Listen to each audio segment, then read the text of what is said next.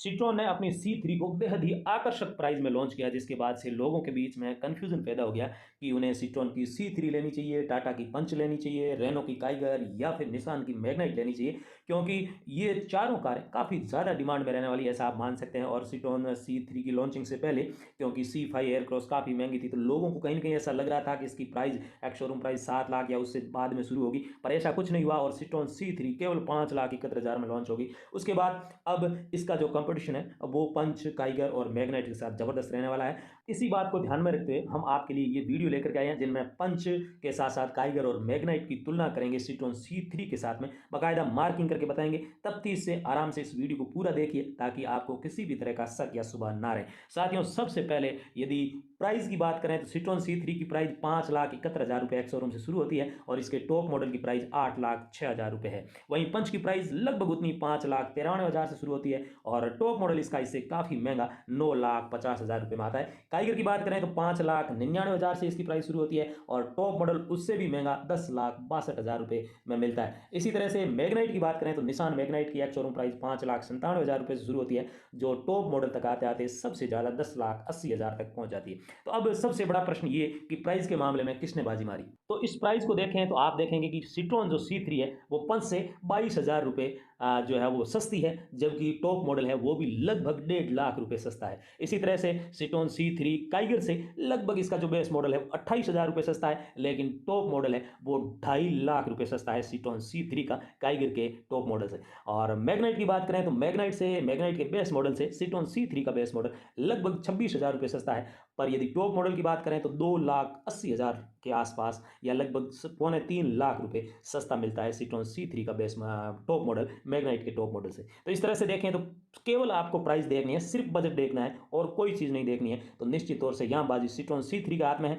Number 2 पे पंच रहेगी और नंबर 3 पे काइगर और मैग्नाइट दोनों को मान सकते हैं। तो इस तरह से प्राइस के मामले में हम ये मान सकते हैं कि यदि हमें नंबर देना हो, मार्किंग करनी हो, तो निश्चित तौर से सिट्रोन को 1 नंबर मिलेगा। इंजन की बात कर लेते हैं। सिट्रोन में कमाल का इंजन 1.2 लीटर का मिलता है, वो भी टर्बोचार्ज इंजन टॉप मॉडल में, और जो 108 bhp का पावर देता है। वहीं पंच के टॉप मॉडल में आपको 1.2 लीटर का नेचुरली एस्पिरेटेड जो रिवोट्रॉन इंजन है वो मिलता है और वो केवल 84 bhp का पावर देगा, जबकि काइगर में 1.0 लीटर का टर्बो इंजन मिलता है टॉप मॉडल में जो 100 bhp का पावर देता है। और साथ ही साथ मैग्नाइट में जिसका जो टॉप मॉडल है वो 2,80,000 रुपये महंगा है, लेकिन उसका इंजन भी 1.0 लीटर टर्बो पेट्रोल है जो 100 bhp का पावर देता है। तो इस तरह से यदि यहाँ भी रैंकिंग करें या मार्किंग दें तो निश्चित तौर से इंजन के मामले में जो पावर जनरेट करता है उसके मामले में निश्चित तौर से सिट्रोन C3 एक बार फिर से नंबर 1 रहेगी, जबकि नंबर 2 पे काइगर और मैग्नाइट है और नंबर 3 पे या अंतिम पायदान पर पंच रहेगी। तो इस तरह से आपको प्राइस और सिर्फ इंजन देखना है, इंजन के परफॉर्मेंस देखना है।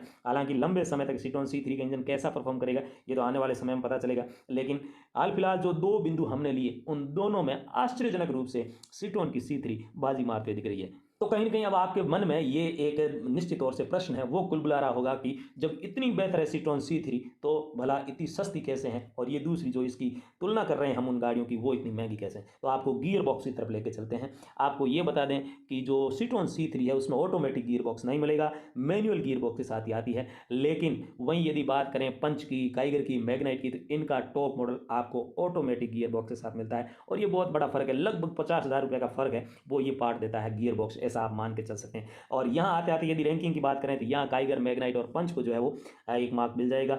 तो इस तरह से आउट ऑफ 3 2 मार्क्स है सिट्रोन C3 के पास, लेकिन पंच, मैग्नाइट और काइगर के पास केवल और केवल 1 मार्क्स है। इसी तरह से साथियों बात कर लेते हैं माइलेज की, जो वास्तव में और कमाल की चीज़ आपको देखने को मिलेगी, क्योंकि सिट्रोन की C3 19.4 kmpl का माइलेज देगी, ऐसा कंपनी का मानना है। हम सिर्फ जो कंपनी का दावा है उसी पर बात करेंगे।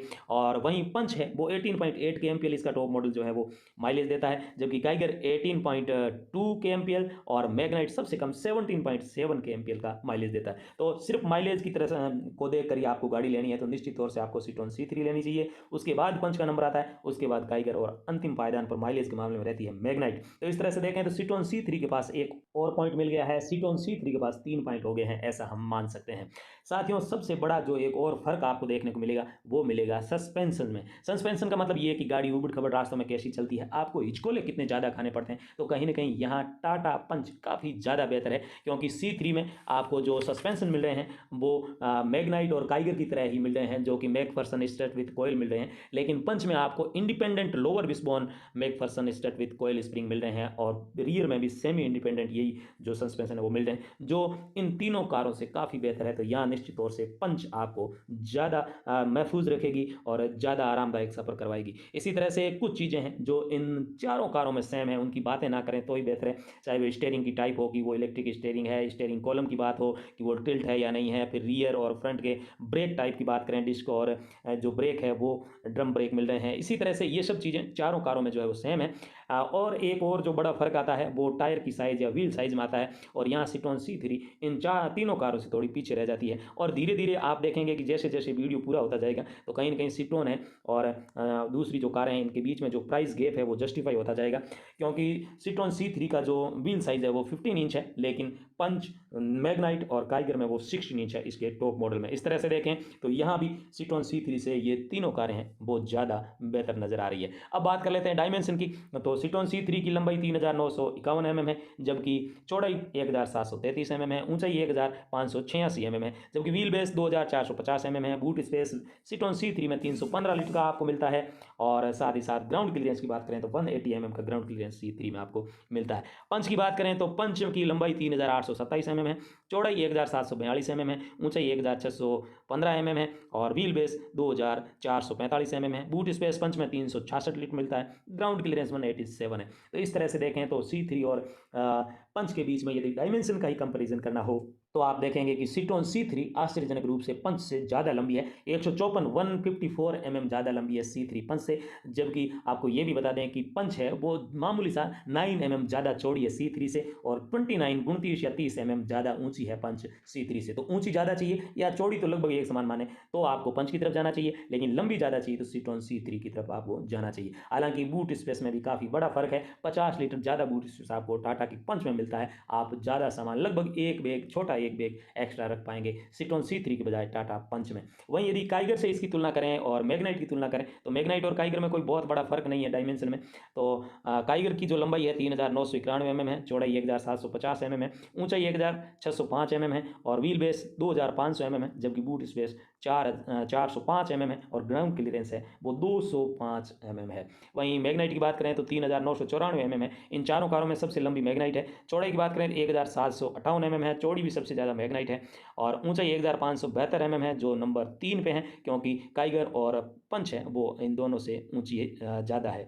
इसी तरह से व्हील बेस 2500 mm है, बूट स्पेस 336 लीटर है। तो इस तरह से देखें तो काइगर और C3 में से कौन सी लेनी चाहिए, तो आपको बता दें कि C3 है वो काइगर से 10 mm कम लंबी है, यानी छोटी है, 17 mm चौड़ी कम है, और 19 mm ऊंची कम है। और सबसे बड़ा फर्क है बूट स्पेस में, 90 लीटर कम बूट स्पेस आपको मिलेगा C3 में काइगर और मैग्नाइट का भी। मैग्नाइट वगैरह तो लगभग बूट स्पेस बहुत कम है, 336 लीटर है, और C3 का 315 लीटर है, तो कोई बहुत बड़ा फर्क नहीं, 20 लीटर का फर्क है। वहीं काइगर और C3 के बूट स्पेस में काफ़ी ज़्यादा फर्क है। अब चलते हैं फीचर की तरफ। तो कुछ कॉमन फीचर है, चारों में से कोई भी गाड़ी खरीदें तो वो आपको मिलने ही मिलने हैं, उनकी भी थोड़ी चर्चा कर लेते हैं, जल्दी जल्दी उन पर एक नज़र डाल लेते हैं। जैसे कि पावर स्टीयरिंग है, या फिर पावर विंडो की बात करें, चारों विंडोज़ पावर मिल जाएंगे आपको टॉप मॉडल में। इन गाड़ियों के लो फ्यूल वार्निंग की का जो सिस्टम है वो मिल जाएगा, रियर एयररेस्ट मिल जाएंगे, मल्टी फंक्शनल स्टीयरिंग व्हील मिल जाएगी, रियर पार्किंग सेंसर है, AC हीटर, एडजस्टेबल जो है वो steering, keyless entry, digital clock और ओडोमीटर, और साथ ही साथ हाइट एडजस्टेबल ड्राइवर सीट इन चारों ही गाड़ियों में आपको मिल जाएगी। टॉप मॉडल में एडजस्टेबल हेडलैम्प्स मिल जाएंगे, रूफ रेल्स मिल जाएगी, LED DRS मिल जाएंगे। सेफ्टी में भी बहुत सारी कॉमन चीज़ें हैं, जैसे ABS है, EBD है, सेंट्रल लॉकिंग सिस्टम है,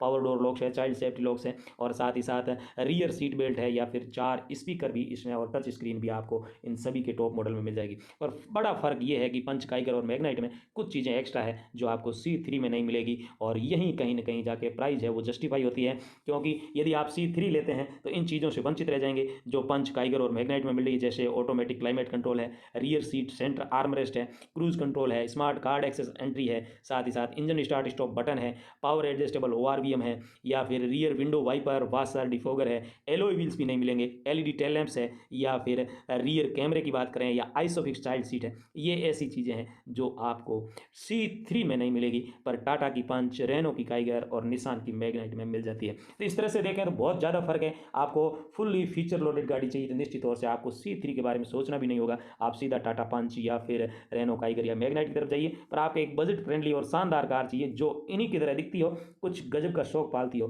तो निश्चित तौर से आपको C3 को भी एक बार देखना चाहिए। इसमें कोई बुराई नहीं है, एक शानदार कार है। सबसे बड़ी बात यहाँ कन्फ्यूजन ये है कि आफ्टर सेल सर्विस है वो किस तरह से यहाँ पर काम करेगा, क्योंकि बहुत ज़्यादा सर्विस सेंटर, बहुत ज़्यादा डीलरशिप C3 की है नहीं। तो ये आने वाले समय में जब वास्तविकता से रूबरू होंगे तब कहीं ना कहीं पता चलेगा कि ये सर्विस कैसा दे पाती है। आशा करेंगे ये वीडियो आपको पसंद आया होगा। चैनल को सब्सक्राइब अवश्य करें। आप सबका दिन शुभ हो। धन्यवाद।